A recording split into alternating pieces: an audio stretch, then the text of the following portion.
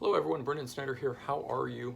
Thank you for joining me. Today we're going to take a look at a solo release from the keyboardist from Pink Floyd. This is Richard Wright's Wet Dream. Came out in 1978 at the time of his dismissal from Floyd during the recording of The Wall. This is the album that he ended up working on and putting out at that time.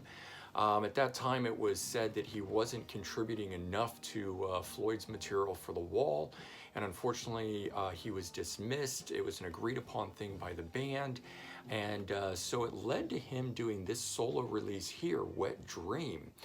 Unfortunately, when it came out at the time, it went virtually unnoticed, and there's not really been a whole lot of attention applied to Rick Wright over the years.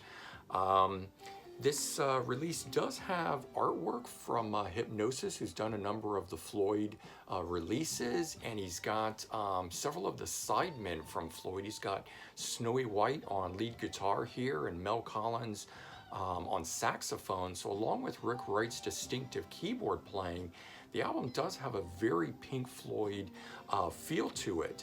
There's 6 instrumentals and 4 vocals, and the 4 vocal tracks are handled by Rick Wright.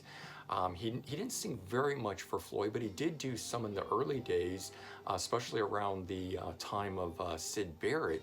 So he is known for having sung, and having him sing here does lend that quality of Floyd style as well. Most of the album, in my opinion, though, sounds like pre-Dark Side of the Moon era, as they were trying to sort of get their foothold on what they were going to sound like before they settled on the Dark Side of the Moon stylings and things like that that they did moving forward all the way up through the final cut.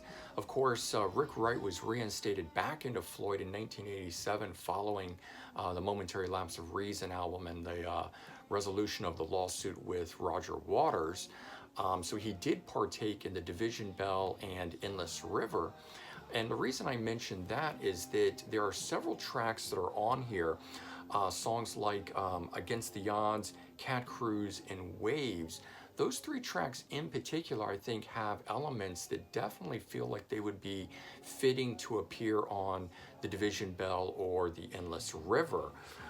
Definitely have that reminiscent sound of the latter-day era Floyd on it. And it's interesting to hear that going all the way back to 1978 when this album came out.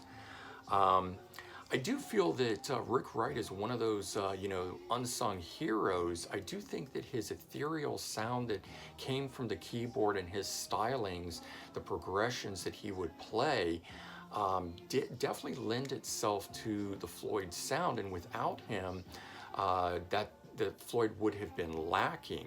And I definitely feel that's what was missing from the 1983 Final Cut album. So I do think that he's due much more attention and credit than he's given. And this album here definitely, I think, provides that in spades. And it's been out of print for a number of years. It has done some re-releases over the years. This one here is a 1994 re-release by Sony in Japan. I had to pick this up off eBay. Actually cost just over 65 bucks for it, but I've attempted to buy various other versions of it, and this one here was the nicest put together version of it, and I opted to pay a little bit more to get this copy here. But as you can see, it goes for quite a pretty penny out there on eBay and those other secondhand markets. Unfortunately, Rick died in 2008 at the age of 65, so along with this solo record here and the one that's behind me there, Broken China, that came out in 1996, those are the only 2 solo releases we have by Rick Wright, but definitely worth checking out, in particular this one here. So as I said, this one here is a Japanese release of it. There's the back side of it, and of course the spine.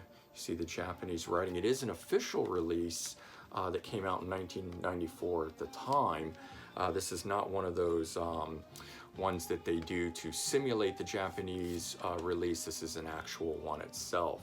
So here's the booklet, and then it did come with the OBI strip in it, and it did come with the insert that has the Japanese writing and write-up and stuff of that nature, which of course also does contain lyrics and that sort of stuff in here as well. Those are pretty typical to the Japanese releases. And then there's the inside of it. You do get a little bit of the write-up of the members and who and all are on this. But there you go. This is a pretty cool release and highly recommended to check out if you're a Pink Floyd fan, and if you're a fan of Rick Wright like I am. Definitely check this one out. In my opinion, this is the better of the two solo releases. This one from 1978 versus the 1996 Broken China, the one that's behind me there. All right, if you enjoyed this, please remember to comment, like, and subscribe. Let me know your thoughts, and I hope everyone has a great day. Take care, everyone. Bye-bye.